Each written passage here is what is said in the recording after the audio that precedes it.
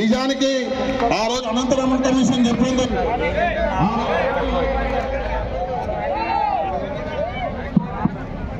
Hello sir గౌరవ ప్రధానమంత్రి గారి మీద అనుచితమైన వ్యాఖ్యలు చేస్తూ ఉన్నారు. ఏమిటి మీ కుట్ర అంటే ఆయన కోపానికి వచ్చి బిల్లులు రిటర్న్ పంపాలని చెప్పా. కాబట్టి మొదటి నుండి కూడా మేము గమనిస్తున్నాం, ఉద్దేశపూర్వకంగా బీసీలను ఓట్లేసేటటువంటి యంత్రాలుగా బీసీలను వాడుకునేటటువంటి విధానం మాత్రమే ఈ ప్రభుత్వం చేస్తున్నది కానీ బీసీలకు న్యాయం చేసే విధంగా ఏమాత్రం చేయడం లేదు. అందుకోసమే మేము యుద్ధ బేరీలను చేస్తున్నాం, సమర శంకర్రావులను పొరుస్తున్నాం.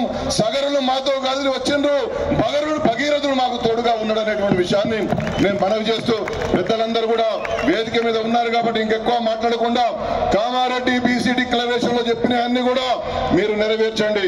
42% మీరేవైతే చట్టం తెద్దామనుకుంటున్నారో అవి ధర్మంగా నిలబడేటట్టు సుప్రీంకోర్టులో కొట్లాడండి, కేంద్రంతో కొట్లాడండి, న్యాయబద్ధంగా తీసుకురండి. ధర్మబద్ధంగా న్యాయస్థానంలో నిలబడేటట్టు మీరు చట్టాలు తయారు చేస్తే శ్రీ ఈటల రాజేందర్ గారు ఇక్కడే ఉన్నారు, మన బీసీ బిడ్డ మనకు తోడుగా ఉంటారు. చట్టాలు తయారు చేయడంలో లోపాలుంటే చట్టాలు కేవలం పేపర్లకే పరిమితమయ్యేటట్టు మీరు తయారు చేస్తే అది నిలబడదనేటువంటి విషయాన్ని మీరు గమనించాలని చెప్పి మనవి చేస్తూ, కూర్చున్నప్పుడు గోరేట వెంకన్న దగ్గర కూర్చుంటే నా జీవితం ధన్యమైపోయిందని చెప్పి సందర్భంగా తెలియజేస్తున్నా. మన కాలపు ఒక మహాకవి పక్కపండి కూర్చున్నాం. అదేవిధంగా మన గౌరవ మంత్రివర్యులు గౌరవ అన్న జూపల్లి కృష్ణారావు అన్న, అదేవిధంగా కృష్ణమోహన్ అన్న, స్థానిక శాసనసభ్యులు రాజేశ్వర రెడ్డి అన్న, మారు సాగర్ అన్న, సత్యం సాగర్ అన్న, గౌరవ పాత్రికేయ సోదరులు, నేను ఎక్కువ మాట్లాడను, దయచేసి అన్ని విషయాలు పెద్దలు మాట్లాడతారు, నేను మాట్లాడాలి కాబట్టి 2 నిమిషాలు మాట్లాడతా. ఈరోజు తెలంగాణ రాష్ట్రంలో కులగణన జరిగింది. 2.5 దశాబ్దాలుగా కులగణన జరగాలి, కులగణన జరిగితేనే మనకు న్యాయం జరుగుతుంది అని చెప్పి ప్రభుత్వంతో పోరాటం చేసి కులగణన జరిగేలా చూశాం. ఆ కులగణనలో ఎంతమంది పాల్గొన్నారో చేతులు ఎత్తండి. కులగణనలో మీ ఇంటికి వచ్చినటువంటి ఎన్యూమరేటర్స్ ఎవరైతే ఉన్నారో కులగణనలో పాల్గొన్నారా? పాల్గొనకపోతే నేను దయచేసి చెప్తున్నా, మళ్ళీ ప్రభుత్వంతో పోరాటం చేసి రేపటి నుంచి, ఈ రోజు నుంచే మొదలైంది మళ్ళీ కులగణన. 28 తారీఖు వరకు అవకాశం ఉంది. దయచేసి రేషన్ కార్డుల కోసం, ఆసరా పింఛన్ల కోసం, ఇందిరమ్మ ఇళ్ల కోసం లైన్లు కట్టారు, మీ సేవల దగ్గర లైన్లు కట్టారు. వాటితోటి బతుకు మారుతుందా నేను పక్కన పెడుతున్నా. కానీ మీ కులం పేరు నమోదు చేసుకోండి, మీ కులగణన నమోదు చేసుకోండి. మీ కులగణన ద్వారానే మన కుల అస్తిత్వం పెరుగుతుంది, మన కుల ఐక్యత వస్తుంది, మన లెక్కలు తేలుతాయి.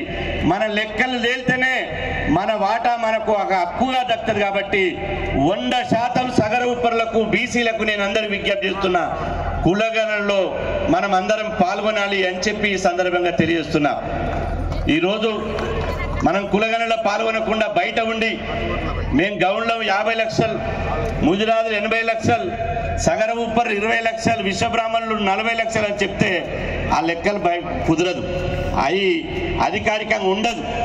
ఈ కులగణన విషయంలో మనం అందరం పాల్గొంటే సరే, అటు ఇటు తేడాతోటి ఒక 5% తేడాతోటి, ఓ 2-3% తేడాతోటి లెక్కలు మనం సరి చేసుకోవచ్చు. కాబట్టి కులగణన పాల్గొనాలని చెప్పి సందర్భంగా విజ్ఞప్తి చేస్తున్నా. అనేక విషయాలు, మన కష్టాలు, కన్నీళ్లు, బాధలు, వృత్తి, బతుకు, జీవితం అన్ని మన వాళ్ళందరూ ఓడపోసారు. చాలా మంది చాలా విషయాలు చెప్పారు. మళ్ళీ ఆ విషయాలు చెప్పి ఇలా మన పెద్దల సమయాన్ని వృధా చేయకుండా నేను ఒక్కడి విషయం మాత్రం చెప్తున్నా. ఈ కరపత్రం తీశారు, ఈ కరపత్రంలో అన్ని రాయితీలే ఉన్నాయి, రాయితీలకు సంబంధించిన కరపత్రాలు ఉన్నాయి, రాజకీయ అధికారానికి సంబంధించిన కరపత్రం లేదు ఇలా. కాబట్టి గౌరవ మంత్రి వాళ్ళు ఉంటారు. ఇంతకుముందు మా సత్యం సాగర్ అన్న మాట్లాడుతూ ఎక్సైజ్ శాఖ మంత్రివర్యులు సీనన్న పాలమూరే, కిషన్న పాలమూరే అన్నాడు. అరే నాయన, ముఖ్యమంత్రి రేవంత్ రెడ్డి పాలమూరు కదా, రేవంత్ రెడ్డి పాలమూరు కాబట్టి ఇక్కడ ఎంత గట్టిగా మాట్లాడితే, ఎంత గట్టిగా పిడికిలు బిగిస్తే, ఎన్ని చప్పట్లు కొడితే అంత గట్టిగా రేవంత్ రెడ్డి గారికి వినపడుతుంది. అది గౌరవ మంత్రివర్యుల ద్వారా ప్రభుత్వానికి వినపడుతుంది. నేను అంటున్నా, సగర ఉప్పరులు స్వాతంత్రం వచ్చినప్పటి నుంచి ఇంతవరకు 2 ఎమ్మెల్యేలు తప్ప ఎవరు కాలే. అవునా కాదా? గాంధీ భవన్లో ఉండే వెంకట్రావు అని గుంటూరు జిల్లా, అదేవిధంగా ములుగులు ఎప్పుడైందో నాకు గుర్తులేదు, ఆయన ఒక్కనే చూసిన. ఇవాళ మార్చిలో ప్రభుత్వం ఉంది కాబట్టి ఇవాళ మార్చిలో 6 ఎమ్మెల్సీ స్థానాలు వస్తున్నాయి. 6 ఎమ్మెల్సీ స్థానాలు, 6 ఎమ్మెల్సీ స్థానాల్లో ఇప్పటి వరకు చట్టసభల్లో అడుగుపెట్టినటువంటి సగరులకు ఒక ఎమ్మెల్సీ స్థానం కేటాయించాలని చెప్పి మీ చప్పట్ల ద్వారా రాష్ట్ర ప్రభుత్వాన్ని డిమాండ్ చేస్తున్నాం. ఎందుకంటే పాలమూరు ఇక్కడ వేదిక మీద కూర్చున్నాం కానీ నా మైండ్ అంతా లెక్కలు, అంకెలు, సంఖ్యలకు పోయింది. ఎందుకంటే పాలమూరు గడ్డ బీసీలకు అడ్డా ఒకప్పుడు. పాలమూరు గడ్డ ఎర్ర సత్యమన్న ఇక్కడ బీసీ జెండా నాటిండు. ఎర్ర సత్యమన్న నుంచి మొదలుకొంటే ఇవాళ అంటున్నాం, వేదిక మీద ఉన్న పెద్దలు బాధపడ్డా నాకు సంబంధం లేదు, కానీ తెలంగాణ వచ్చి పరిచయం అయిందని చెప్పి నాకు బాధ అనిపిస్తుంది. ఎందుకు వచ్చింది తెలంగాణ అనిపిస్తుంది? ఎందుకంటే ఉమ్మడి ఆంధ్రప్రదేశ్లోనే తెలంగాణలో ఎర్ర సత్యమన్న ఉన్నప్పుడు ఈ మహబూబ్నగర్ జిల్లాలో 14 మంది ఎమ్మెల్యేలకు 6 ఎమ్మెల్యేలు బీసీ ఎమ్మెల్యేలు ఉండేవారు.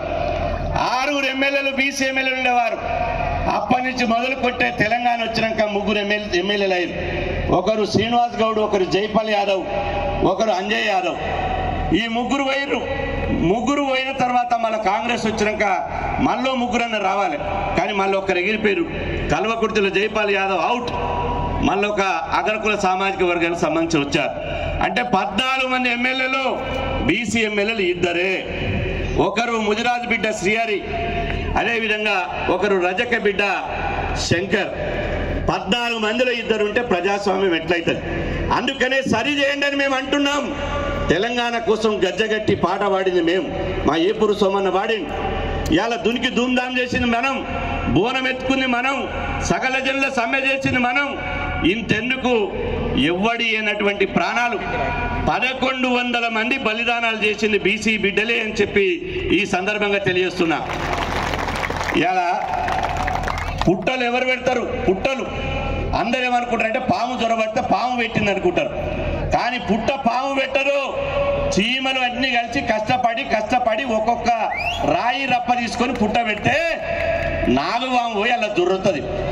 ఆ నాగువాము దొరినట్టు బీసీల కోటాలో, బీసీ అసెంబ్లీ స్థానాల్లో నాగువాము లెక్క దొరిర్రు. దయచేసి బయటికి వెళ్ళండి, బీసీ బిడ్డల్ని చట్టసభల్లోకి పంపండి. ఇలా పేరుకే బీసీ కులగణన అంటున్నారు, బీసీ కులగణన అంటున్నారు. స్వాగతిస్తున్నాం, రాహుల్ గాంధీ గారికి ధన్యవాదాలు తెలుపుతున్నాం. మాకే పార్టీతో సంబంధం లేదు, మేము ఎవరికి ఒత్తాసు పలకవలసిన అవసరం లేదు. కానీ బీసీ కులగణన పేరు మీద బీసీలకు టికెట్లు ఇవ్వాలి, కానీ బీసీలకు టికెట్లు ఇస్తలేరు. ఇంతెందుకు దేవరకద్ర నియోజకవర్గం అత్యధికంగా సగర ఉప్పరులు గోరేటంకన చెప్పాడు. 49,000 మంది లెక్క పెడితే సగర ఉప్పర ఓట్లు ఉన్నాయి దేవరకద్రలో. చివరికి ఓడిపోయే పార్టీలు కూడా సగరులకు ఇస్తలేరు. ఓడిపోయిన పార్టీలు కూడా మేము ఓడిపోతే ఓడిపోయి, కానీ మేము ఆయనకే ఇస్తాం, రెడ్డి సామాజిక వర్గానికే ఇస్తాం. మేము బీసీసీఎం అన్న ఆయనకి ఇస్తాం, మేము తెలంగాణ ఉద్యమం పేరుతో వచ్చిన ఆయనకే ఇస్తాం, మేము అధికారంలోకి వస్తామని చెప్పినటువంటి పార్టీ కూడా ఆయనకే ఇస్తాం. మరి ఒక్కరు కూడా మైక్ దొరికితే దంచుతారు, మనం మీటింగులు పెడితే మాట్లాడతారు, టికెట్లు ఇవ్వమంటే మాత్రం ముఖం చాటేస్తారు. ఇది మారాలి. ఇవాళ ఖచ్చితంగా 100% మనం ఐక్యం కావాలి. రేపు 2024లో ఇవాళ పాలమూరులో 6 అసెంబ్లీ స్థానాలను మనం కైవసం చేసుకోవాలి. అప్పుడే మనకు రాజకీయ అధికారం వస్తుంది అని చెప్పి సందర్భం గుర్తు చేస్తున్నా. తెలంగాణ రాష్ట్రం చూసుకుంటే ఒక్కరు కూడా బీసీ ముఖ్యమంత్రి కాలే. 28 మంది ముఖ్యమంత్రులు అయ్యారు. 28 మందిలో ఒక్కరు కూడా బీసీ కాలే. కాబట్టి 2028లో అవరేక్ దక్కా తెలంగాణ పక్కా అని అప్పుడు అన్నారు, ఇప్పుడు అందాం అవరేక్ దక్కా బీసీ ముఖ్యమంత్రి పక్కా అనే నినాదంతో పోదామని చెప్పి ఈ సందర్భం గుర్తు చేస్తున్నా. చివరగా చెప్తున్నా, ఒక్కసారి గుర్తుపెట్టుకోండి, మన తాత ఓటేశాడు, మన తాత బతుకు మారలే. మన తండ్రి ఓటేశాడు, మన తండ్రి బతుకు మారలే.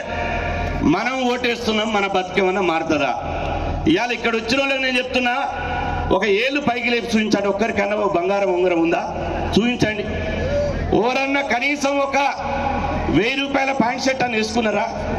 నీ తాత గడపార పారబట్టుకునే, నీ అయ్యాన్ని గడపార పారబట్టుకునే, ఇప్పుడు మన గడపార పారబట్టుకునే. మరి ఎన్నడు మారాలి? ఎప్పుడు మారాలి? మారాలంటే ఒక్కటే, మన చేతుల వజ్రాయుధం లాంటి ఓటు హక్కు ఉన్నది. ఆ ఓటును వజ్రాయుధంగా చేసుకొని బీసీ బిడ్డల్ని అసెంబ్లీ పంపించి మన తలరాత మనమే మార్చుకోవాలి అని చెప్పి సందర్భం గుర్తు చేస్తున్నా. సగర ఉప్పర సంఘం మన శేఖరన్న, అంతకుముందు నర్సన్న బ్రహ్మాండమైన కార్యక్రమాలు చేశారు, ఇప్పుడు కూడా చేస్తున్నారు. బీసీలలో మంచిగా చైతన్యం ఉన్న కులం సగర ఉప్పర కులం.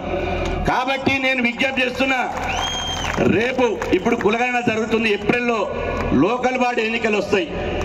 లోకల్ బాడీ ఎన్నికలన్నా మీరు అనుకోవచ్చు మళ్ళా ముఖ్యమంత్రి ఎమ్మెల్యే దగ్గర పోయి సీనన్న సర్పంచ్ కాడికి వస్తున్నాను.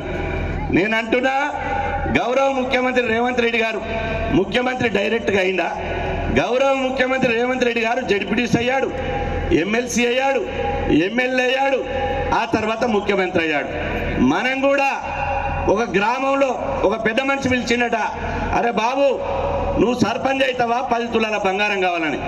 మనోడు ఎమ్మటే నెత్తికొక్కొని వెంటనే నాకు 10 తులాల బంగారం వద్దు, అది నాకు సర్పంచ్ పని వద్దు, 10 తులాల బంగారం కావాలన్నాడట. అదే ఓ పెద్ద కులపాయని పిలిచి నీకు 10 తులాల బంగారం కావాలన్నా సర్పంచ్ పదవి కావాలంటే నాకు 10 కిలోల బంగారం కూడా వద్దు, నాకు సర్పంచ్ పదవి ముఖ్యం, నా ఊరి మీద నా ఊరి పీట మీద నేను కూర్చోవాలన్నాడట. ఇప్పుడు సర్పంచ్ ఎన్నికలు, స్థానిక సంస్థల ఎన్నికలు వస్తున్నాయి. ఎవరు దయాదాక్షరాల మీద ఇచ్చినా ఇవ్వకపోయినా సర్పంచ్ ఎన్నికలు పార్టీ గుర్తుల మీద జరిగాయి. నేను దయచేసి చెప్తున్నా, సర్పంచ్లుగా మీరు నిలబడండి.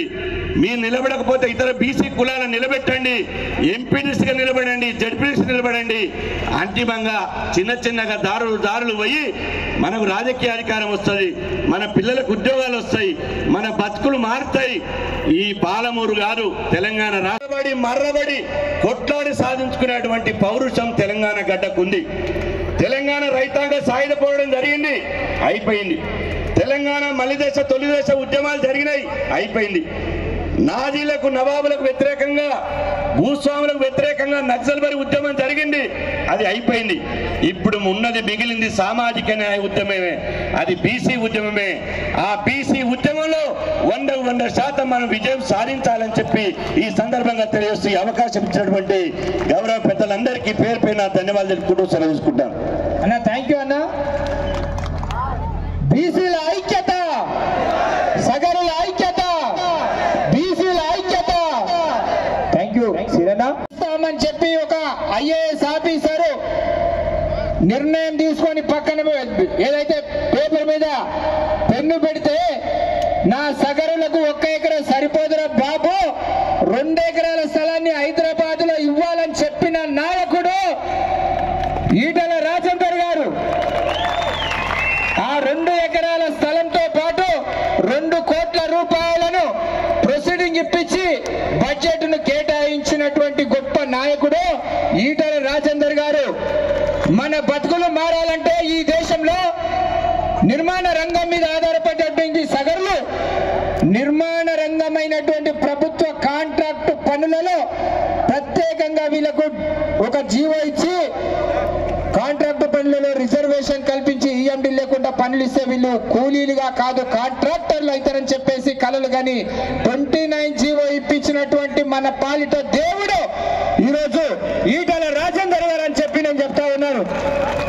అట్లాంటి నాయకుడు, ఆయన గురించి చెప్పుకుంటా పోతే ఆపదలో ఉన్న కరోనా టైంలో సగరులను ఎంత మందిని కాపాడిందో లెక్కలేనంత చెప్పుకోవాల్సినటువంటి అవసరం ఉంది అన్న గురించి.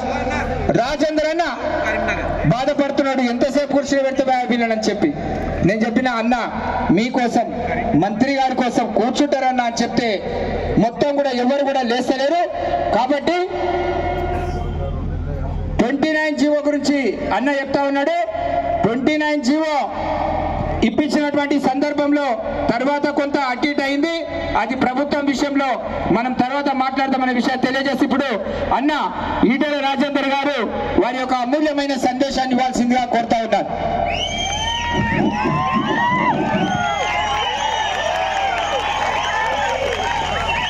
శేఖర్, నేను వచ్చినప్పటి నుంచి చూస్తున్నా జర 5 నిమిషాలు ఆగి. గోరేటి వెంకన్న తమ్ముడేమో మొదటి నుంచి బీసీ సంఘమే, అది ఏ పార్టీ సంబంధం లేదు. ఇక వకలాపన్న కృష్ణమోహన్, మా జూపల్లి కృష్ణన్న, నేను, ఇక రాకేష్ రెడ్డి, అందరం ఒకటే పార్టీలో ఉంటుంది. అందరం ఒకటే పార్టీలో ఉన్నాం మేము. ఈ మధ్య ఆయన అటుపోయిండు, మన బయటికి పంపితే ఇంకో దిక్కుపోయింది. శ్రీనివాస్ గౌడ్ కూడా మా దాంట్లో ఉండి మాట్లాడి వెళ్ళిపోయింది. ఓటుకుందా మరి మీకు? నేను 5 నిమిషాలు మాట్లాడతా, ఎక్కువ తక్కువ గంట సేపు మాట్లాడాలన్నా. అయితే మా అన్నకు పార్టీలు ఏమైనా కావచ్చు కానీ ప్రేమ ఎక్కువ. జూపల్లి గారి గురించి నాకు బాగా తెలుసు కాబట్టి చెప్తున్నా. నేను ఫస్ట్ మంత్రి అయినా, ఆర్థిక మంత్రిని. రాజ్యాధికారం ఎవరికి కావాలి? రాజ్యాధికారం ఎందుకు కావాలి? నేను చాలాసార్లు చెప్తా. అయితేనా పేదరికాన్ని, ఆకలిని, అణిచి వేతని సంశోషణ బిడ్డైనా కావాలి, లేదా వాళ్ళ పట్ల, వాళ్ళ జీవితాల పట్ల మార్చాలనేటువంటి తపన ఉన్న లీడర్ అయినా కావాలి. కానీ ఇప్పటిదాకా ఈ రాష్ట్రంలో జరిగిన పరిణామ క్రమాన్ని చూస్తే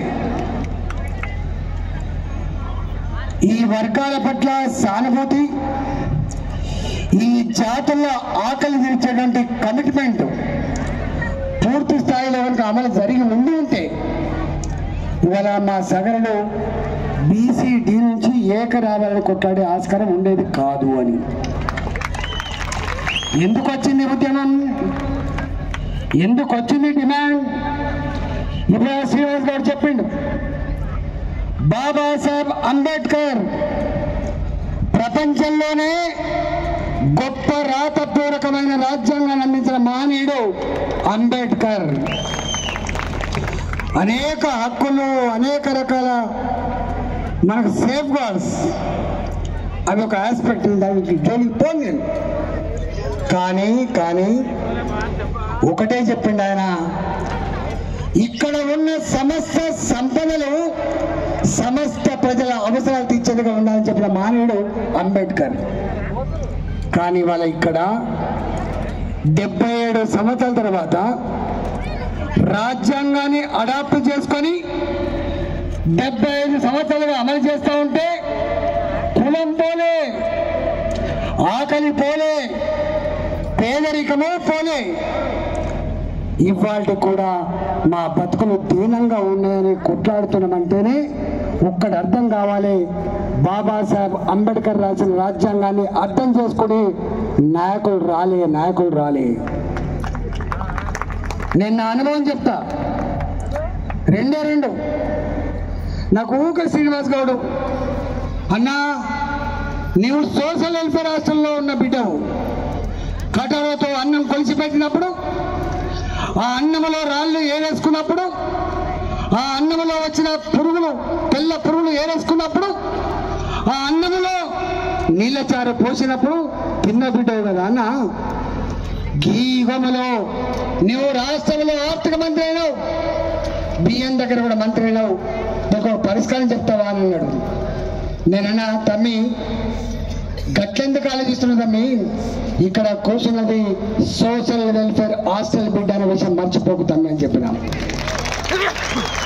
ఈ రాష్ట్రంలో అంటే ఆకలి ఉన్నోడికి అధికారం వస్తే, దుఃఖం ఉన్నోడికి అధికారం వస్తే ఎట్లుంటుందో నేను చెప్పిన.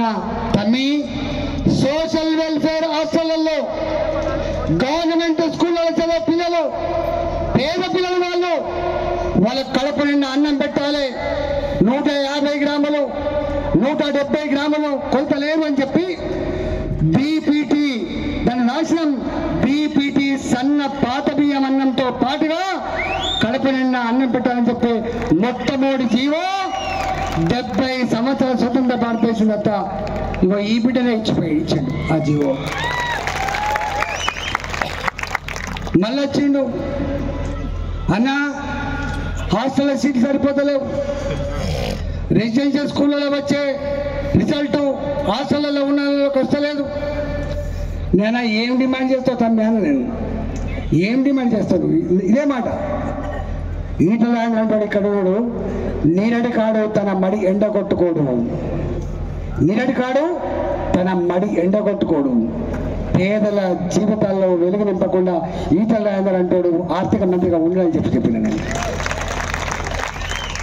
చాలా మందికి తెలియదు, అది బయటికి రాలే.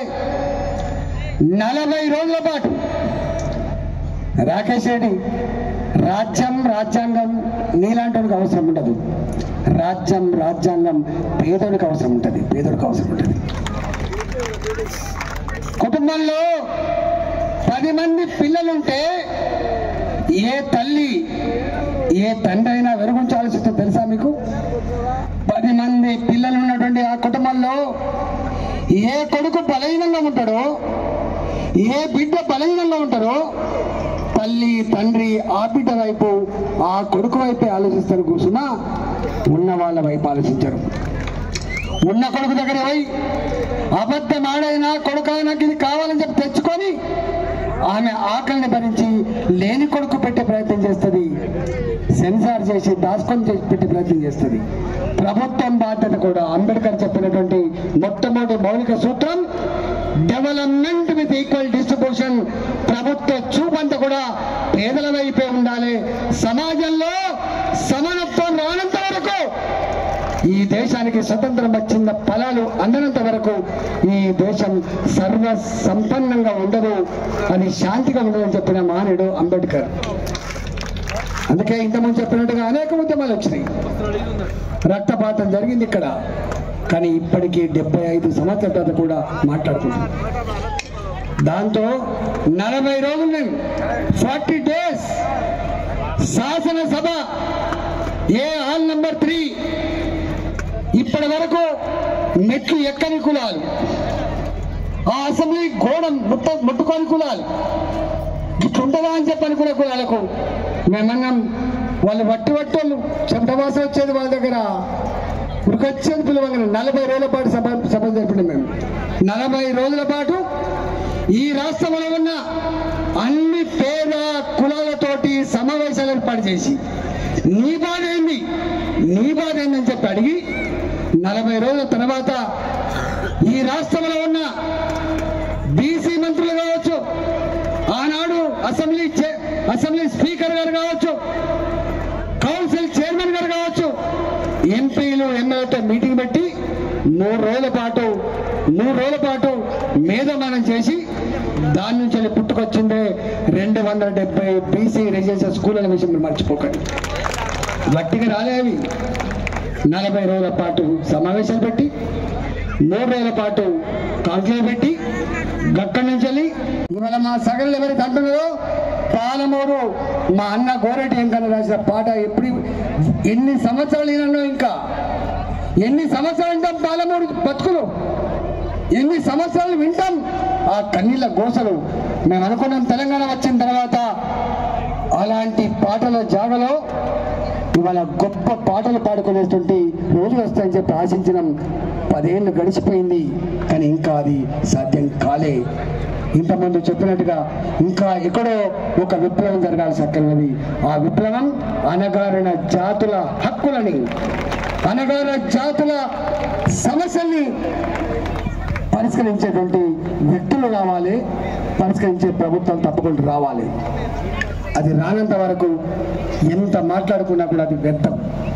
ఎన్ని చేసినామో ఇంకా చెప్పుకోబోతూ ఉడవదు. కానీ నేను మళ్ళీ చెప్పిపోతున్నా, మా జూపాలని ఎప్పుడు అంటుండే అన్నా క్రియేట్ చేయాలి, ఏదో ఒకటి చేయాలి అంటుండే.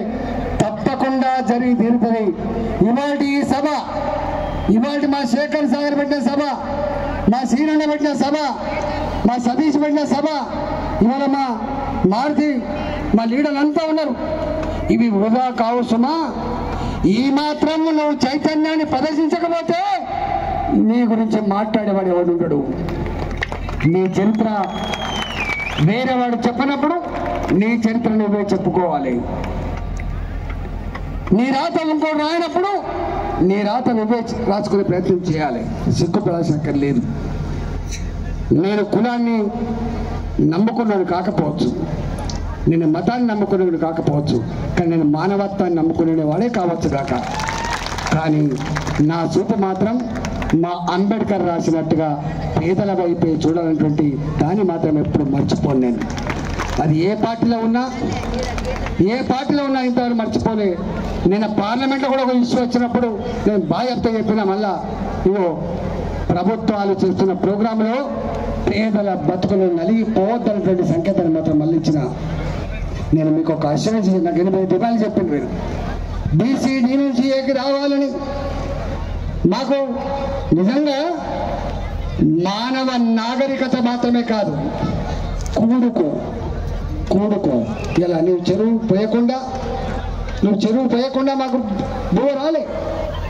ఇలా ఏ గూడైతే 3 ఇంపార్టెంట్ అనుకుంటామో, కూడు గుడ్డ నీడ అనుకుంటామో, అలా రెండింటి ఇచ్చిన వాళ్ళు మీరే గుర్తుపెట్టుకోండి. గూడు ఇచ్చిన వాళ్ళు మీరు, ఇల్లు ఇచ్చింది మీరు, చెరువులు తవ్వించింది మీరు, నాగార్జున సాగర్ మెషిన్ డ్యామ్ కట్టించి పంట పొలాలకు నిలిచి మానవ జాతి ఆకలి తీర్చిన బిడ్డలు మీరే. కాబట్టి ఇవాళ కులాలకు చిన్నవాళ్ళం కావచ్చు, సంఖ్యకు చిన్నవాళ్ళం కావచ్చు, కానీ మానవాళికి ఆకలి తీర్చిన బిడ్డలం కాబట్టి, గంత గొప్ప బాధ్యత కలిగిన బిడ్డలం కాబట్టి తప్పకుండా.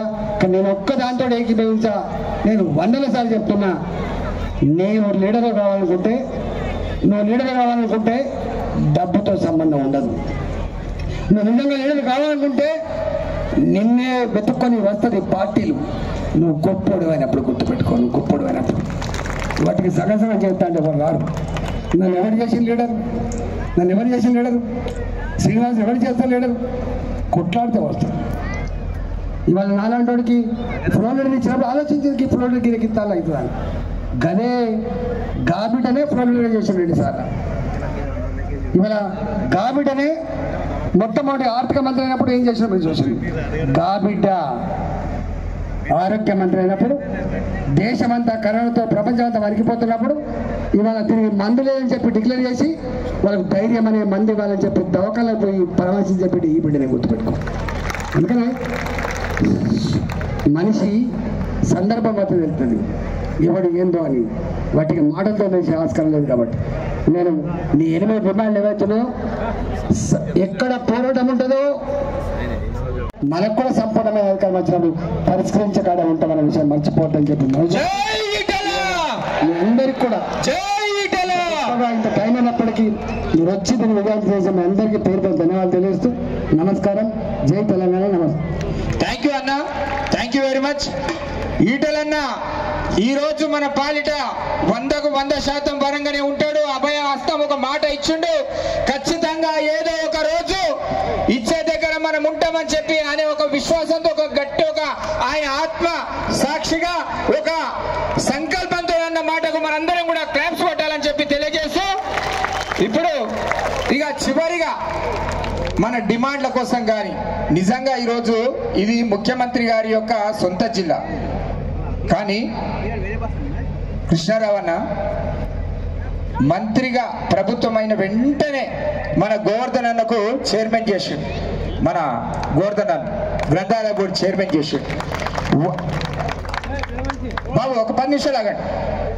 కృష్ణారావు అన్నకు పేదల మీద పేదరికం మీద ప్రేమ ఉంది. ఇందాక రాజేంద్ర అన్న చెప్పిండు, మనోళ్ళు కూడా చెప్పిండు. అందుకే కృష్ణారావు అన్న కూడా ఆయన ఏవి చూడాడు, ఎవరు పేదరికం ఉన్నారో, ఎవరు రాజకీయంగా వెనుకబాటుకు లోనవుతున్నారో వాళ్లకు చేయూతనియడం ద్వారానే ఈ సమాజం సమానత్వం సాధిస్తుందనేటువంటి గొప్ప సంకల్పం కృష్ణారావు గారికి కూడా ఉన్నదనే విశ్వాసం మనకున్నది. కాబట్టి అన్నగారు ఈరోజు ప్రభుత్వంలో చాలా కీలకంగా వారు ఉన్నారు. ఖచ్చితంగా అన్న ఉమ్మడి మహబూబ్ నగర్ జిల్లా మీరు ఇచ్చేటువంటి ఇప్పుడు ఇచ్చే 2 హామీల మీద ఎదురు చూస్తుందన్న. తప్పకుండా మా డిమాండ్ల మీద సానుకూలంగా స్పందిస్తారని చెప్పి తెలియజేస్తూ గౌరవనీయులు మన మన రాష్ట్ర మంత్రివర్యులు ఎక్సైజ్ శాఖ మంత్రివర్యులు కృష్ణారావు గారు మాట్లాడాల్సిందిగా కోరుతా ఉన్నాను. నా శాఖ అందరికి ఎక్సైజ్ ధ్యాసకు వస్తున్నట్టుంది. టూరిజం ఉంది, కల్చర్ ఉంది, ఆర్కియాలజీ ఉంది, దాని తర్వాత ఎక్సైజ్ ఉంది.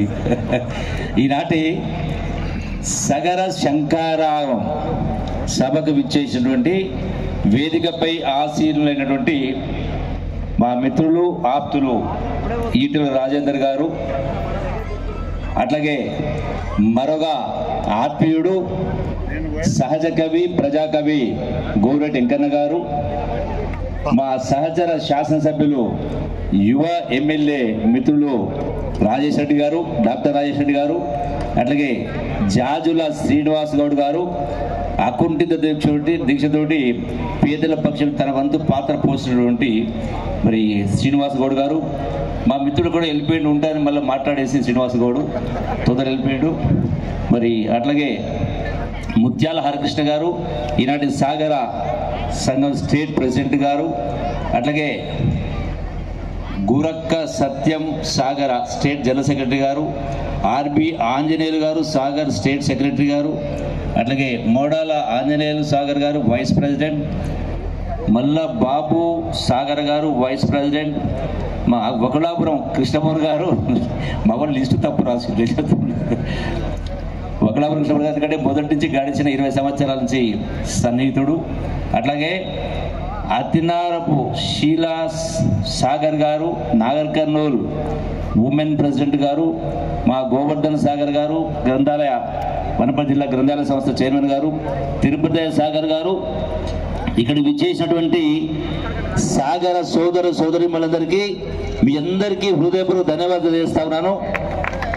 మీకు శుభాకాంక్షలు చేస్తాను. ఎందుకంటే పోరాడితే పోయేదేమీ లేదు, బానిస సంఖ్యలు తప్ప చెప్పని నేను కాదు, ఏనాడో మహా కవులు చెప్పారు. పోరాడితే పోయేదేమీ లేదు, అడగంది అమ్మైనా పెట్టదు. 100% మీ డిమాండ్స్ తోటి 100% ఏకీభవిస్తా ఉన్నాను.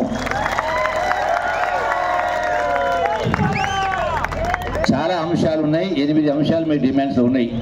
ఇందులో బీసీ డి గ్రూప్ నుంచి ఏ గ్రూపు కోరుతా ఉన్నారు. నాకున్న సమాచారం మీరే చెప్పాలా. ఆల్రెడీ బీసీ డి గ్రూప్ నుంచి ఏ గ్రూపుకు ఆల్రెడీ గతంలో జీవో ఇవ్వడం జరిగింది, కొంత అమలు చేశారు. తర్వాత ఇతర కులస్తులు కోర్టుపై స్టే ఆర్డర్ తెచ్చిన కారణంగా ఆగిపోయి. రెండవది అట్లాగే ముదిరాజులకు సంబంధించి నాకు ధ్యాస కూడా రాజశేఖర రెడ్డి గారు ముఖ్యమంత్రి ఉన్నప్పుడు బీసీ డి గ్రూప్ నుంచి ఏ గ్రూపుకు ఆనాడు నేను చొరవ తీసుకొని మా దగ్గర నారాయణ టీచర్ ఉండే మా కొల్లాపురం నుంచి వెంటబడితే సుమారుగా 6 మాసాలు వెంటబడి బీసీ కమిషన్ లేకపోతే బీసీ కమిషన్ అపాయింట్మెంట్ చేసి డైరెక్టర్ అపాయింట్మెంట్ ఇచ్చి రిపోర్ట్ ఇప్పించి సెన్సర్ తెప్పించి బీసీ డి గ్రూప్ నుంచి ఏ గ్రూపుకు ఆనాడు జీవో ఇప్పించిన తర్వాత కొందరు డాక్టర్ ఇంజనీర్ సీట్లు వచ్చినాయి, ఉద్యోగాలు వచ్చినాయి. తర్వాత ఇతర కులస్తులపై మళ్ళీ హైకోర్టులో తర్వాత సుప్రీంకోర్టులో ఆగిపోయింది. అంటే ఈ రోజున ఈ యొక్క వీటికి సంబంధించి అన్ని కులాలు ఉన్నాయి. ఈ రోజున నిన్న గౌరవ ముఖ్యమంత్రి రేవంత్ రెడ్డి గారు చేసినటువంటి ఈ యొక్క బీసీ కులగణలో ఓసీలు 15% అని సర్వే ప్రకారం వచ్చింది. ఇంకా కొన్ని మిస్ అయినా సరే ఏదో ఉంటుందో చూద్దాం. అయితే 100% అణగారిన వర్గాలకు తరతరాల నుంచి తాత ముత్తాతల నుంచి వెనక వేయబడ్డ వర్గం డిమాండ్ న్యాయమైంది. 100% న్యాయం జరగాలి. ఇంతకుముందు ఈటరాజు చెప్పినట్టుగా 75 సంవత్సరాలు అయింది. దీనికి ఏమడ్డం వస్తూ ఉంది, ఎవరడ్డం వస్తూ ఉన్నారు? 100% కేంద్ర ప్రభుత్వం 85%, 90%, ఓసీలు 5%, 10% తీసే మిగతా అన్నిటి కూడా ఆ జనాభా దామాసభతో రిజర్వేషన్ చేయడానికి చట్టం చేయాల్సిన అవసరం ఉంది. పార్లమెంటు చట్టం చేయాల్సి, రాష్ట్ర ప్రభుత్వాలు కూడా చట్టాలు చేయాల్సిన అవసరం ఉంది. మీనమేషాలు లెక్క పెట్టాల్సిన అవసరం లేదు. అంటే రాష్ట్ర ప్రభుత్వానికి గతంలో అయినా ఈనాడైనా రాష్ట్ర ప్రభుత్వానికి ఉన్న అధికారం మేరకు రాష్ట్ర ప్రభుత్వం చేస్తుంది. కేంద్ర ప్రభుత్వానికి అధికారం ప్రకారం కేంద్ర ప్రభుత్వం చేయాలి. ఒకటి అంటే మీరు అడిగిన దాని ప్రకారం రాష్ట్ర ప్రభుత్వం తరఫున 100% మీ డిమాండ్స్ ఇది ఒకటి, ఈ బీసీడీ నుంచి ఏ గ్రూప్ మా వంతు ప్రయత్నం చేసే కార్యక్రమం చేయడం జరుగుతుంది. అట్లాగే సగర ఫెడరేషన్ నుంచి మీరు ఇప్పుడే చెప్పిండ్రు, గౌరవ ఆనాటి మంత్రులు ఫైనాన్స్ మినిస్టర్ గారు ఈటల గారు మరి సుమారుగా 200 కోట్ల విలువైనటువంటి 2 ఎకరాలు అంటే అలా జూబిలీస్ ఎకరం 100 కోట్లు ఉంది ఇవ్వడం జరిగింది. సో 200 కోట్ల విలువైనటువంటి భూమిని ఇచ్చిన తర్వాత దానికి 10 కోట్ల 20 కోట్ల అనేది బిల్డింగ్ మంజూరు అడుగుతా ఉన్నారు. 100% దానికి నా వంతు ప్రయత్నం అంటే ఆ లెక్క చెప్పాలంటే చెప్తా, దానికి కూడా చెప్తా, వారికి కూడా బాగానే తెలుసు. అట్లాగే జీవో 59ని సవరణ చేస్తూ రాష్ట్ర ప్రభుత్వ కాంట్రాక్ట్ పనుల్లో సగర్లకు కనీసం 30% రిజర్వేషన్ కల్పించాలి. ఆల్రెడీ గతంలో రిజర్వేషన్లో 30% 3 కులాలకు కల్పించి, సో అందులో పంచాయతీ వచ్చేసి అది పెండింగ్లో పడిపోయినటువంటిది. అంటే వీటికి సంబంధించి ఏది ఆలోచన చేసినా సగరులైనా ముదిరాజులైనా ఇంకొకరైనా 100% ఆ యొక్క జనాభా నిష్పత్తి ప్రకారం ఆర్థికంగా ఎదగడం కోసం, విద్యారంగంలో ఎదగడం కోసం, సమాన అవకాశం రావడం కోసం తప్పకుండా ఈ ప్రభుత్వం కూడా నా వంతు ప్రయత్నంగా ప్రభుత్వంలో భాగస్వామిగా ముఖ్యమంత్రి గారి పైన క్యాబినెట్లో కూడా చర్చించి నా వంతు ప్రయత్నించి సాగర్ల మీ డిమాండ్ న్యాయమైన డిమాండ్లకు నా వంతు ప్రయత్నం చేస్తా. అట్లాగే మిగతా విషయాలకు వచ్చినప్పుడు భవన నిర్మాణ పనులు జరిగే ప్రమాదాల వల్ల వాస్తవంగా ఇంతకుముందు శ్రీనివాస్ కూడా మాట్లాడేది వాస్తవం. నేను ఈ మధ్యలోనే సమీక్ష చేసిన లేబర్ డిపార్ట్మెంట్ సంబంధించి పాలమూరు జిల్లాకు సంబంధించి 2000 కోట్ల రూపాయలు ఉన్నాయి. అంటే సరి అయినటువంటి గతంలో ఉన్నది, ఇంకా రావాల్సినటువంటి ఆదాయం కూడా 1000 కోట్ల రూపాయలు రావాల్సిన ఆదాయం రాకుండా అన్యాక్రాంతమైతా ఉంది. వ్యాపార వర్గాలు కావచ్చు, శ్రేణులు కావచ్చు, అంటే సరి అయినటువంటి నిఘా లేని కారణంగా డెఫినెట్గా దీనిపైన కూడా సమీక్ష చేసి ఇది వాస్తవంగా ఇది సగర్లకు చెందాల్సినటువంటి వాళ్ళ యొక్క బాధలు తీర్చడం కోసం అవసరమైన సరిపోయిన నిధులు ఉన్నాయి, కానీ వాటి ఖర్చు కాలేదు. వాటిని తప్పకుండా త్వరలోనే దానిపైన పూర్తి రాష్ట్ర స్థాయిలో సమీక్ష పెట్టించి ఎవరైతే పెండింగ్ దరఖాస్తున్నాయో వాటన్నిటి కూడా పైరవీలు జరుగుతూ ఉన్నాయి. 1000 రూపాయలు అవినీతి, 20,000 30,000 డిమాండ్ చేస్తూ ఉన్నారు. అంటే అవినీతికి అవకాశం లేకుండా ఆన్లైన్లో అప్లై చేయించి ఏర్పాటు చేసి 30 రోజుల లోపల విధిగా సగర్ అంటే ఎవరైతే పనిచేస్తూ ఉంటారో పౌర కార్మికులకు ఎవరికి ఎక్కడ అన్యాయం జరిగినా ఆన్లైన్లో దరఖాస్తు పెట్టుకోగానే 30 రోజుల లోపల దాన్ని శాంక్షన్ కావాలా, రిజెక్ట్ కావాలా, దాని స్థాయిని బట్టి తప్ప అధికారి యొక్క దయాదాక్షిణ్యాలపైన ఉండాల్సిన అవసరం లేకుండా దానిపైన కూడా ప్రత్యేక శ్రద్ధ వహిస్తానని చెప్పని మీ అందరికీ సవినయంగా విజ్ఞప్తి చేసే కార్యక్రమం చేస్తూ, అట్లాగే ఇతర అంశాలున్నాయి. కేంద్ర ప్రభుత్వం తీసుకొచ్చిన జీవో 27ను అమలు చేస్తూ 50 సంవత్సరాల వయసు పడినటువంటి పెన్షన్ పథకాన్ని, వీటన్నిటి కూడా ఈ నిధులు ఉన్నాయి కాబట్టి వీటిని పూర్తిగా ఖర్చు అయ్యే విధంగా, ఆదాయాన్ని పెంచే విధంగా, ఈ యొక్క కులాలకు లబ్ధి చేరే విధంగా నా వంతు ప్రయత్నం చేస్తానని, మీ అన్ని డిమాండ్ల పట్ల సానుకూలంగా నా ప్రయత్నం చేస్తానని మరొకసారి మీ అందరికీ సవినయంగా విజ్ఞప్తి చేస్తూ, ఇంకో విషయం ఉంది. 100% బీసీలైనా, ఎస్సీలైనా, ఎస్టీలైనా వాళ్ళ డిమాండ్స్, ఎందుకంటే వందల వేల సంవత్సరాల నుంచి కారణాలు ఏదైనా, కారణాలు ఎవరైనా, వాస్తవం పేదరికం, బీదరికం రకరకాలు ఉన్నది. ఈ రిజర్వేషన్ను పూర్తిగా సమర్థిస్తూ రాష్ట్ర ప్రభుత్వం కూడా ఇదే నిష్పత్తిలో వాస్తవంగా ఇంకా పెండింగ్ అయితే మళ్ళీ రీసర్వే చేస్తూ ఉంటుంది కాబట్టి వాస్తవంగా ఎంత సర్వేలో ఎవరి నిష్పత్తి ఎంత ఉంటే ఆ నిష్పత్తి ప్రకారం అది అన్ని రంగాల్లో వాటిని అమలు చేయడానికి ప్రభుత్వం కూడా కృతనిశ్చయంతో కట్టుబడి ఉంది. వాటికి నా వంతు పాత్ర కూడా పోషించేటువంటి ఏర్పాటు చేస్తానని చెప్పి మీ అందరితో సవిధంగా విజ్ఞప్తి చేస్తా ఉన్నాం. ఇది అవసరం. కానీ ఇంతకుముందు ఈటల గారు చెప్పినట్టుగా ఈ ఒక్క మందుతోటే రోగం దూరం కాదు.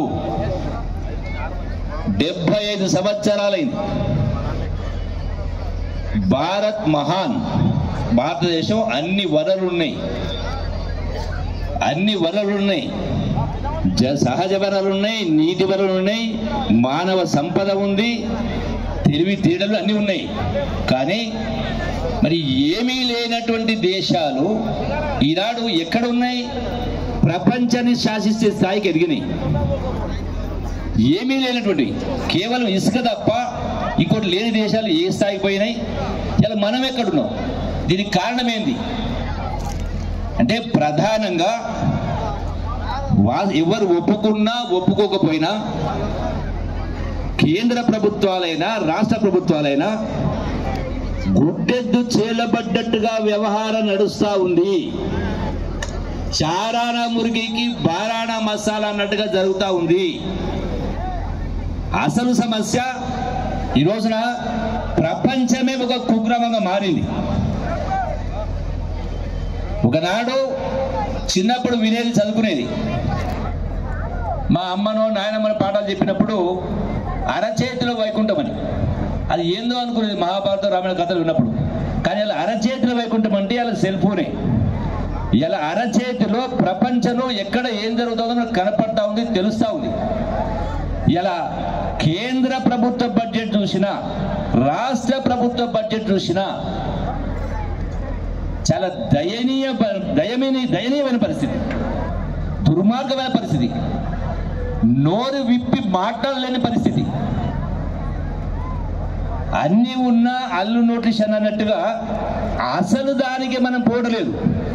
ఏదైతే ఈ గళ్ళం విప్పుతా ఉన్నారో దీంతో పాటుగా విప్లవం రావాల్సిన అవసరం ఉంది, చైతన్యం రావాల్సిన అవసరం ఉంది. ఇలా చదువుల గురించి మా ఈటెలో ఒక మాట మాట్లాడిండు. వారు ఫైనాన్స్ మినిస్టర్గా ఉన్నప్పుడు 250 గురుకుల పాఠశాలలు 250 గురుకుల పాఠశాలలు పేదవాళ్లే, ఆకలి ఉన్న వాళ్ళే, పేదవాళ్లే, అర్హత ఉన్న వాళ్ళకి ఆ యొక్క సౌలభ్యం అవకాశం దొరికింది. కానీ దాంతో సమస్య పరిష్కారం అయిందా? మొత్తం రాష్ట్రంలో ఉన్నటువంటి 250 గురుకులాలు కాదు, ఇలా 1000 గురుకులాలు ఉన్నాయి. 1000 గురుకులాలు కలిపితే అందులో చదువుతున్న విద్యార్థుల సంఖ్య కేవలం 4 లక్షల మంది. ఈరోజు 1వ తరగతి నుంచి 10వ తరగతి వరకు చదువుతున్న విద్యార్థుల సంఖ్య 60 లక్షల మంది. 60 లక్షల మంది. గవర్నమెంట్ స్కూల్లో చదువుకున్న విద్యార్థులు కేవలం 20 లక్షల మంది. గత సంవత్సరం 20 లక్షలు, ఈ సంవత్సరం 18 లక్షలకు వచ్చింది. అంటే మిగిలిన 40 లక్షల మంది ప్రైవేట్ స్కూల్లో చదువుతూ ఉన్నారు, కార్పొరేట్ స్కూల్లో చదువుతూ ఉన్నారు. ఎవరు కడతా ఉన్నారు డబ్బులు అంటే కాయకష్టం చేసినటువంటి కూలీనాలు చేసినటువంటి పేదవాళ్ళు ఆస్తులమ్మి కార్పొరేట్ విద్యలో ఖర్చు పెడతా ఉన్నారు. 1వ తరగతి నుంచి ఇంటర్మీడియట్ డిగ్రీ కావాలంటే 15 సంవత్సరాలు. ఈ 15 సంవత్సరాలు 50 గ్రామాల లెక్క చూస్తా ఉన్నా. ఒక్కొక్క విద్యార్థిని పైన 30-40 వేలు ఖర్చు పెడతా ఉన్నారు. ఈ 15 సంవత్సరాలు లెక్కేస్తే ప్రైవేట్లో అదే ఇంటర్మీడియట్ అయితే ₹1,00,000, అంటే 10-15 లక్షల రూపాయలు అప్పు, వడ్డీ మళ్ళీ 10 లక్షలు, ఆస్తులు పుస్తెలా మాల్సిన పరిస్థితి వస్తూ ఉంది. మీకు జ్ఞప్తికుందో లేదన్నా, తెలంగాణ రాష్ట్రం వచ్చిన తర్వాత మొదటి కలెక్టర్ కాన్ఫరెన్స్లో నేను అలాంటి చెప్పిన, నా వంతు మాట్లాడినప్పుడు ముఖ్యమంత్రి కేసీఆర్ గారు వారి సమక్షంలోనే పిల్లలు, ఎందుకంటే గ్రామీణ వాతావరణంలో పేదలు అప్పుల పాలవుతున్నటువంటిది, ఆస్తులు అమ్ముకునే పరిస్థితి వచ్చినట్టుది 3 కారణాలు. 1 విద్య పేరు మీద, 2 ఆరోగ్యం పేరు మీద లక్షల రూపాయలు కార్పొరేట్ హాస్పిటల్స్లో, 3వది సరే సమాజంలో రకరకాల సోషల్ ఉంటాయి కూడా సోషల్ ఫంక్షన్స్ పైన ఉన్నా లేకున్నా ప్లేస్ ఖర్చు పెడతా ఉంటారు. అందుకని ఎప్పటిదాకైతే ప్రభుత్వం బాధ్యత వహించి కంపల్సరీ ఫ్రీ కార్పొరేట్ ఎడ్యుకేషన్ అనేది గవర్నమెంట్ స్థాయిలో చేసినప్పుడే ఆ పేదల యొక్క అప్పుల పాలు కావాల్సిన అవసరం. గొప్ప చదువులు వస్తాయి. రిజర్వేషన్ వ్యతిరేకంగా 100% రిజర్వేషన్ సమర్థిస్తా ఉన్నా. రిజర్వేషన్ వల్ల ఎన్ని ఉద్యోగాలు వస్తూ ఉన్నాయి మన రాష్ట్రంలో వాస్తవంగా 4 లక్షల ఉద్యోగాలు ఉన్నాయి. అంటే 70 సంవత్సరాల నుంచి 4 లక్షల ఉద్యోగాలు, మొన్నటి దాకా ఉన్న ఉద్యోగాలు 15% ఎస్సీ ఎస్టీలో, బీసీలో రిజర్వేషన్ లేదు. ఉద్యోగాలు కూడా రిజర్వేషన్ పెట్టాల్సిన అవసరం ఉంది. చట్టం రాష్ట్ర ప్రభుత్వం కేవలం చట్టాలు చేయాల్సిన అవసరం ఉంది. కానీ ప్రైవేట్ అన్ని ఉన్నాయి, లక్షల ఉద్యోగాలు. ఒక హైదరాబాద్ హైటెక్ సిటీలోనే ఇలా 10 లక్షల ఉద్యోగాలు ఉన్నాయి. మరి అమెరికా పోయిన వాళ్ళు ఎంతమంది ఉన్నారు? ఎన్ని లక్షల మంది ఉన్నారు? అంటే దేని వల్ల వచ్చింది? అది చదువు వల్ల. అంటే రిజర్వేషన్ అవసరమే. దీంతో పాటుగా చదువులో ఫ్రీ ఎడ్యుకేషన్. అందుకని పిల్లల్ని ఆ రోజు నేను కలెక్టర్ కాన్ఫరెన్స్ చెప్పినప్పుడు పొద్దున్నే పిల్లల్ని 7 గంటలకే స్కూల్కు రప్పియాలి. ఎందుకంటే పేదవాళ్ళ ఇళ్లలో చదువుకునే వాతావరణం ఉండదు. ఆర్థిక ఇబ్బందులు కావచ్చు, సామాజిక పరిస్థితులు కావచ్చు, టీవీలు కావచ్చు, రకరకాల సమస్యల కారణంగా చదువుకునే వాతావరణం ఉండదు పిల్లలకు. పొద్దున్నే పిల్లలకు 7 గంటలకు పిల్లలు రప్పించి సాయంకాలం 7 గంటల దాకా ఉంచగలిగితే ప్రతి స్కూల్ కూడా ఒక కార్పొరేట్ స్కూల్ అవుతుంది. ఒక కార్పొరేట్ స్కూల్ అవుతుంది. దాని పిల్లలు పొద్దున్నే ఉన్నదేదో కల్లో గంజలు తాగొస్తారన్నా మీరు సాక్ష్యం ఆ రోజు ఉన్నారు. నేను చెప్పిన సబ్జెక్ట్ పక్కకు పోయింది, కల్లో గంజ ముందుకు వచ్చింది. అంటే లక్షల మందికి సంబంధించిన నుండి ఇలా అప్పుల పేదరికానికి కారణం గొప్పవాళ్ళు. అంటే ఎట్లయితే ఇతర ఉన్నవాళ్ళు ఇంకా ఉన్నతంగా పోతా ఉన్నారు. మనం చూస్తూ ఉన్నాం, పోటీ పడతా ఉన్నారు బిలియనర్లు, మిలియనర్లు, ట్రిలియనర్ల కింద. అంటే మొత్తం టోటల్గా జాతీయ స్థాయిలో అయినా రాష్ట్ర స్థాయిలో పునరాలోచన చేయాల్సిన అవసరం ఉంది. రాష్ట్రానికి ఆదాయం ఎక్కడి నుంచి వస్తూ ఉంది, ఎంత వస్తూ ఉంది, ఎవరి కొరకు ఖర్చు పెట్టాలా, ఎట్లా ఖర్చు పెట్టాలనేది పోయి రాజకీయాల కోసం ఉద్యమాలు చేస్తే భయపడడం. ఉద్యమాలంటే ఈ ఉద్యమాలు చెప్పేది, ఇతర రకాల కొన్ని ఉద్యమాలు ఉన్నాయి. అంటే రాజకీయ పార్టీలు ఓట్ల కోసం కూడా ఇలా ఏ పార్టీలైనా దేశంలో రాష్ట్రంలో నిర్ణయాలు తీసుకోలేకపోతున్నవి. అసలు సమస్య అక్కడ ఉంది. దాన్ని వదిలేసి మనం ఎన్ని మాట్లాడినా ఇప్పటికీ మరి డాక్టర్ బాబాసాహెబ్ అంబేద్కర్ గారు ఏదైతే ఆశించిండ్రో 70 సంవత్సరాల తర్వాత కూడా మరి ఈ పరిస్థితి ఉంటే మనం ఇట్లే చేసుకుంటూ పోతే ఇంకో 100 సంవత్సరాలు వాళ్ళు పేదరికం పోవాలంటే అంటే సమూలంగా ఆలోచనలో మార్పు రావాల్సిన అవసరం ఉంది. అధికారులకు వస్తామా రామా వేరే విషయం, అధికారంలోకి రావడమే పరమావధిగా కాకుండా రానంటే సంస్కృతి అంటే జీవన విధానం అనేది కూడా ధ్వంసమైంది. జీవన విధానం కూడా ధ్వంసమైంది కాబట్టి ఎన్నో అనర్థాలకు మూలం. అందుకే ప్రతి మనిషి ప్రతి విషయంలో కూడా ఆలోచన చేయాల్సిన అవసరం ఉంది. అది ఉద్యోగమైనా, వ్యాపారమైనా, సంసారమైనా, రాజకీయమైనా ఏ పని చేసే ముందు ఒక క్షణం ఆలోచన చేసి నిర్ణయాలు తీసుకోవాలి. ఎవరో ఏదో అనుకుంటారంటే ఒకరి కోసం చేస్తే మనం నాశనం అవుతాం. కాబట్టి ఆ సామాజిక చైతన్యం, ఆ ఆలోచనను స్ఫురించేటట్టుగా, ఆ చైతన్యం జరిగేటట్టుగా ఇటువంటి ఎన్నో రకాల సమావేశాలు జరగాల్సిన అవసరం ఉంది. కవులు, కళాకారులు, మేధావులు కళానికి పదును పెట్టాల్సిన అవసరం ఉంది. ఎప్పటిదాకైతే విద్యలో రాణించలేమో, విద్య వ్యాప్తి చెందదో, విద్య అంటే అక్షర జ్ఞానం కాదు, క్వాలిటీ ఎడ్యుకేషన్. ఇలా ఎడ్యుకేషన్ అంటే అర్థం మారిపోయింది. మార్కులు, ర్యాంకులు, వ్యవహారం. మార్కులు తక్కువ వస్తే ఆత్మహత్య, ప్రేమించిన అమ్మాయి పెళ్లి చేసుకోకపోతే ఆత్మహత్య. ఇలా కొన్ని పేపర్లను చూస్తా ఉన్నా. అంటే చదవటానికి వీలు కానటువంటివి రకమైనటువంటి ఘోరాలు కనపడతా ఉన్నాయి. అంటే అటువంటి ఈనాడు మొత్తం కూడా అందరి విషయంలో ఆ ఆలోచన, దీంతో పాటుగా ఆ ఆలోచన కూడా చేయాల్సిన అవసరం ఉంది. ప్రభుత్వాల దృక్పథం కూడా మారాల్సిన అవసరం ఉంది. కాబట్టి మీ యొక్క సాగర మిత్రులకు సంబంధించి కూడా మీ డిమాండ్స్ కూడా న్యాయమైన చెప్తూ మరొకసారి నా వంతు పాత్ర పోషించి గౌరవ ముఖ్యమంత్రి గారి దృష్టి తీసుకెళ్ళి వాటిని కూడా తప్పకుండా, సరే ఇవన్నీ కూడా డిమాండ్స్ ఉన్నాయి. ఎమ్మెల్సీల గురించి కానీ ఉమ్మడి జిల్లా ఇప్పుడే చెప్పిండు మా మిత్రుడు, ఇప్పుడే మీరే చెప్పిండు.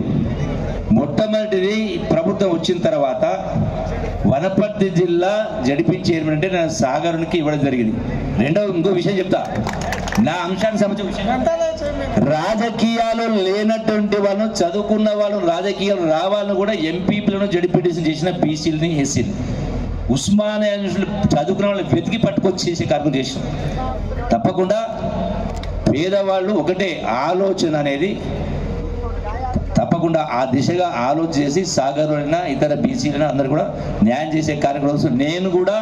నేను కూడా ఓసీని కావచ్చు, కానీ ఆలోచన విధానం న్యాయం, ధర్మం, మంచి, చెడు అనేది కోణం తప్ప ఇంకో కోణం ఉండదని ఈ వేదిక ద్వారా మీ అందరికీ సవినయంగా విజ్ఞప్తి చేస్తూ ఈ అవకాశం ఇచ్చినటువంటి మీ అందరూ కూడా తప్పకుండా ఒకటే చెప్పిన, మీరు ఇచ్చినటువంటి 7 అంశాల్లో బీసీ ఫెడరేషన్, కార్పొరేషన్ కూడా